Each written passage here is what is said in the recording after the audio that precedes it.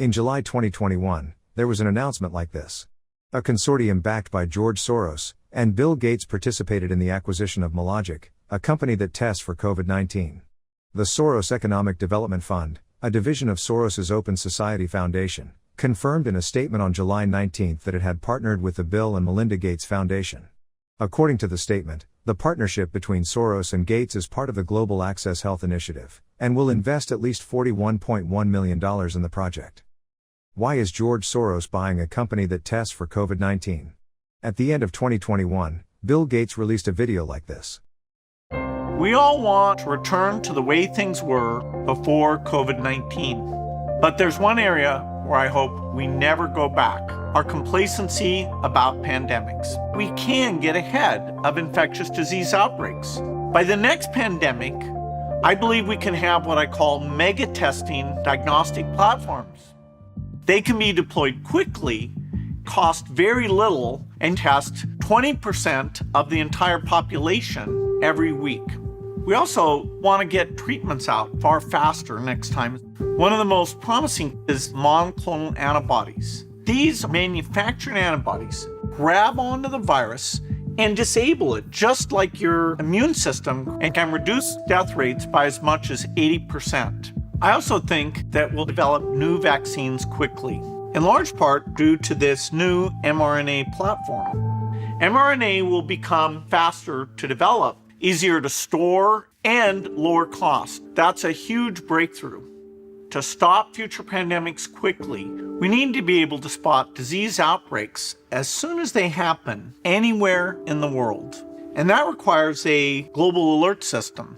If there turns out to be some new infectious pathogen, then we need a group of infectious disease responders to spring into action. Think of these as like pandemic firefighters. They're going to use their logistics, use their ability to build up capacity quickly. They're going to go wherever that problem is. Stopping the next pandemic will require a big investment, but I think of this as the best insurance policy the world could buy. You can read more about this in our annual letter. In October of that year, Russian President Vladimir Putin said the following in a speech. Мы хорошо понимаем, что без тесного международного сотрудничества решить множество общих острых проблем невозможно. Но надо быть реалистами, и большинство красивых лозунгов насчет глобального решения глобальных проблем, которые мы слышали с конца XX века, никогда не будут реализованы.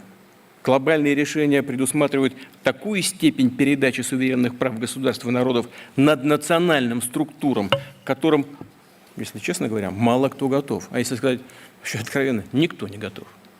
Прежде всего, потому что отвечать за результаты политики все равно приходится не перед глобальной общественностью какой-то неведомой, а перед своими гражданами и перед своими избирателями. Но это вовсе не означает, что невозможно какое-то самоограничение во имя того, чтобы содействовать ответам на общемировые вызовы. Именно по той причине, что общемировой вызов – это вызов всем вместе и каждому в отдельности. 5 days after Putin's speech, in which he showed his stance of confronting the global elite head-on. On October 26, 2021, Ukrainian government forces carried out their first drone attack in the conflict zone with pro-Russian forces. This drone attack was a violation of the agreement reached at Minsk II in July 2020, and the Ukrainian president was criticized for causing escalation, not only from Russia but also from Western countries. As a result of this prohibited act, the Russian military moved to strengthen its military power on the border. The Ukrainian conflict was imminent. Remember the mayhem in Kazakhstan early in the year 2022? It's the most dramatic political turn of events in decades. Protesters have burned government buildings, taken over airports and torn down statues. Dozens have been killed and hundreds more injured on both sides, protesters and police. Now the Kazakh president has asked Russia to send in troops on a peacekeeping mission. What started as an economic protest has quickly developed into something much bigger. So what are people protesting about in Kazakhstan? Kazakhstan was part of the Soviet Union, with other republics including Russia and Ukraine, until its collapse in 1991 when it became an independent state. That's when this man, Nursultan Nazarbayev, took charge. He ruled the country for nearly 30 years before handing the presidency to his chosen successor, Kassym-Jomart Tokayev, in 2019. Tokayev has been in charge ever since, but many believe that it's still Nazarbayev and his powerful family who pull the strings behind the scenes. It started with the government removing a cap on energy prices on New Year's Day. That led to a doubling in the price of liquefied natural gas, a cheap alternative to petrol, which a lot of people in the poorer regions use to run their cars. Protests aren't that frequent in Kazakhstan, but people took to the streets over this price hike and over other wider socio-economic problems. And the unrest spread like lightning, with violent protests breaking out across the country, especially in the commercial capital of Almaty. Government buildings were set on fire, protesters seized the airport, and on the streets, police fired live rounds, tear gas and stun grenades into the crowds, with casualties on both sides. The police have even joined in with some protests, as anger has been directed towards the government. Мы понимаем, что возникшая угроза казахстанской государственности вызвана отнюдь не стихийными протестными акциями по поводу цен на топливо, а тем, что ситуацией воспользовались деструктивные внутренние и внешние силы. Те люди, которые выступали за ситуацию на газовом рынке, это одни люди, и у них одни цели, а те, кто взял в руки оружие и нападал на государство, это совершенно другие люди, и у них другие цели.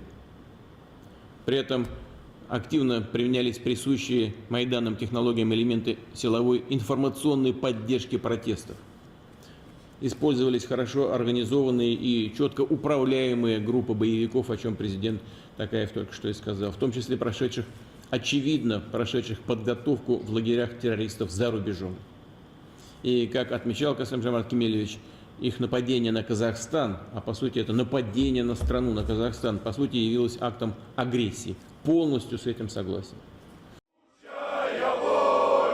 After just a week in Kazakhstan and barely a shot fired in anger, the Russian-led military force of around 2,000 troops is on its way home.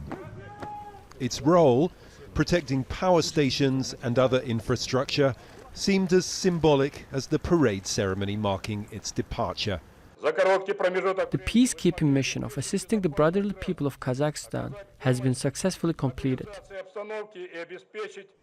Observers believe the CSTO's mission was actually to show that President Kassym-Jomart Tokayev had Russian backing. Kazakhstan's only biological weapons research center, specializing in viruses, the Scientific Research Agricultural Institute, was established in 1958.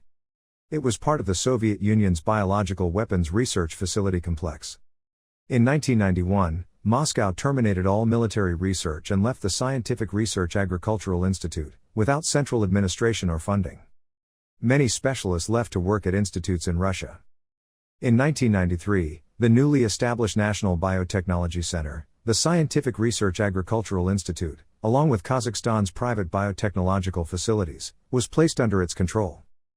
In 2007, the United States awarded an $800,000 contract for research on the avian influenza virus. The goal of the project was to monitor wild birds and poultry, as well as people at high risk of contracting avian influenza, and to study the biological characteristics of the virus. 2007.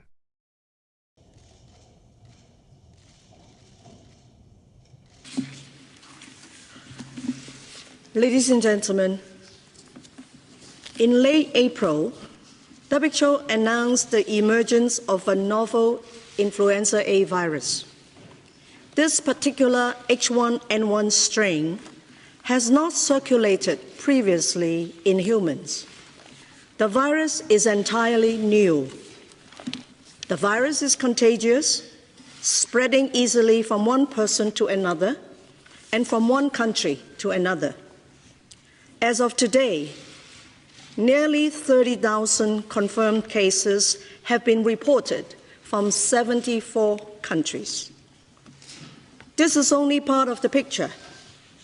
With few exceptions, countries with large numbers of cases are those with good surveillance and testing procedures in place.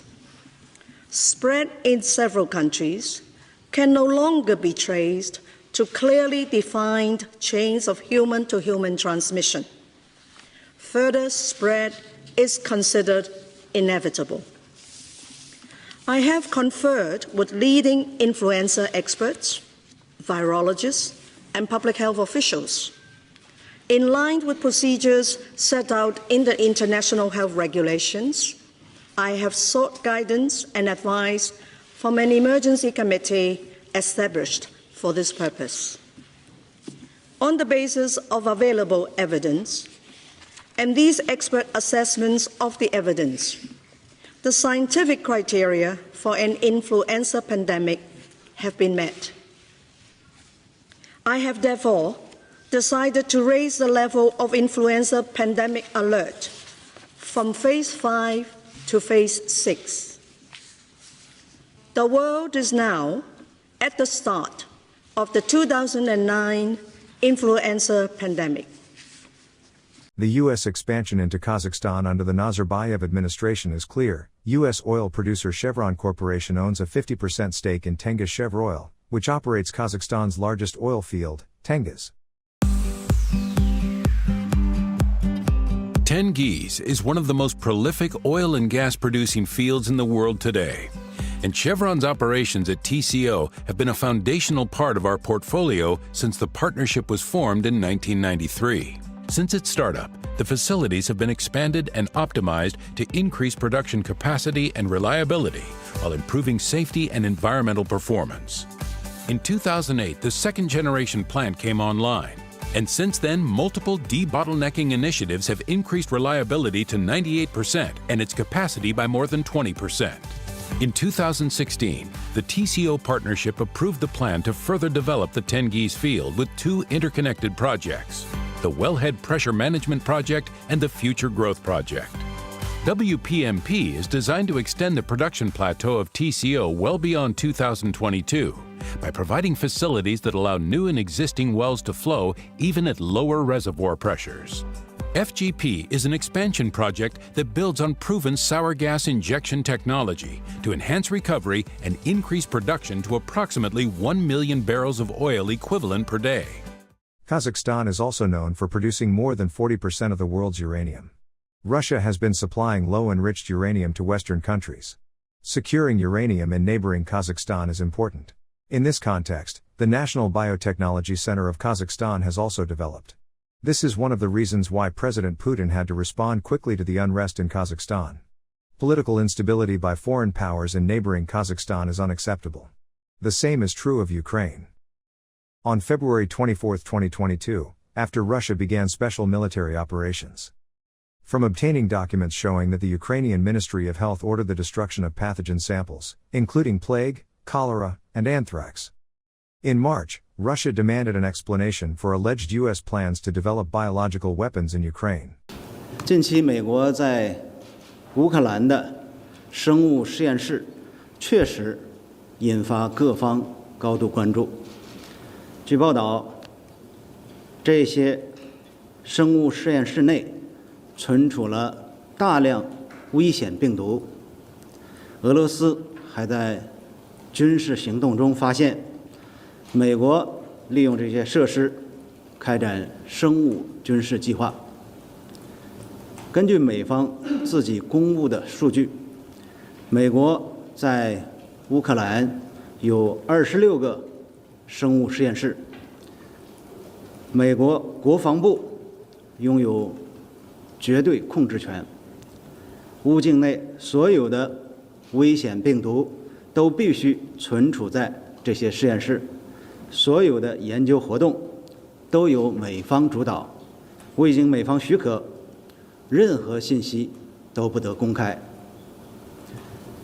当前形势下，从乌克兰和周边地区乃至全世界人民的健康和安全出发，我们呼吁有关各方确保这些实验室的安全，尤其是美国作为最了解这些实验室的一方，应尽快公布相关具体情况，包括存储了哪些病毒，开展了哪些研究。美国在乌克兰的生物军事活动只是冰山一角。美国国防部以合作减少生物安全风险、加强全球公共卫生等名义，在全球30个国家控制了336个生物实验室。对，336，你没有听错。美国在其境内的德特里克堡基地也开展了大量生物军事活动。美国真正的意图是什么？具体干了什么？国际社会一直有疑虑。美国始终敷衍了事，甚至把国际社会提出质疑说成是散布虚假信息。不仅如此，20年来，美国一直独家阻挠建立禁止生物武器公约核查机制，拒绝接受对其境内外生物设施的核查，这进一步加重了国际社会的关切。我们再次敦促美方对其境内外生物军事化活动作出全面澄清，并接受多边核查。Yeah, but can you explain to us has there been any relationship between the? We are not developing biological or chemical weapons inside Ukraine. It's not happening. Минобороны России продолжает работу по анализу переданных сотрудниками украинских биолабораторий документов о секретной военно-биологической деятельности США на территории Украины. Российскими специалистами войск радиационной, химической и биологической защиты изучены документы о передаче по указанию представителей США, взятых на Украине человеческих биоматериалов, в иностранные государства. Особый интерес вызвала детальная информация о реализации США на территории Украины проекта по изучению переноса патогенов, мигрирующими между Украиной и Россией, другими соседними странами, дикими птицами. Согласно документам, американская сторона планировала вести на Украине в 2022 году работы по патогенам птиц, летучих мышей и рептилий с дальнейшим переходом к изучению возможности переноса ими африканской чумы свиней и сибирской язвы. В созданных и финансируемых на Украине биолабораториях, как показывают документы, проводились эксперименты с образцами коронавируса летучих мышей. Целью этих и других финансируемых Пентагоном биологических исследований на Украине являлось создание механизма скрытого распространения смертоносных патогенов. Does Ukraine have chemical or biological weapons?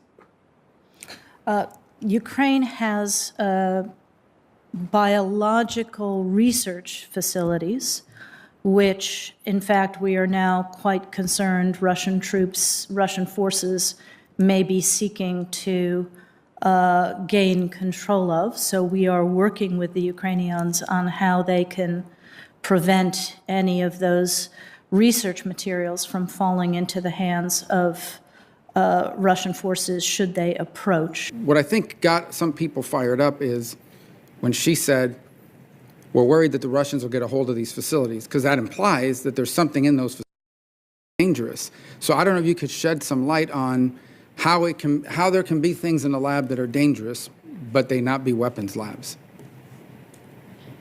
Yeah, all I would say, Senator, is that, that the danger here, it seems to me, is the capacity the Russians have developed and that they've used in the past, and their, interest in trying to create false narratives here as well. To the best of my knowledge, you have to be careful about, any of those substances you've talked about, which you see in public health or research systems around the world for civilian purposes. You have to be careful about that. That is in no way akin to the kind of threats that would be posed by, weapons research and development or weapons facilities.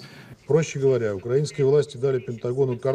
simply, the Ukrainian authorities gave the Pentagon carte blanche on the territory of Ukraine to carry out dangerous biological experiments there. This is not the noble assistance to Ukraine that the American representatives talk about. This is a cynical use of its territory and population for dangerous research, which Washington does not carry out on its own territory, so it doesn't run the risk of hurting its own people. It is Russia that has long maintained a biological weapons program in violation of international law. It is Russia that has a well-documented history of using chemical weapons. It is Russia who is the aggressor here. As such, this issue has been reported in the media as Russian propaganda and a conspiracy theory. But, is it really true that biological research and the development of biological weapons are unrelated? There are 46 biological research institutes in Ukraine, including related facilities. The Pentagon has been maintaining all of them, and has invested $200 million so far.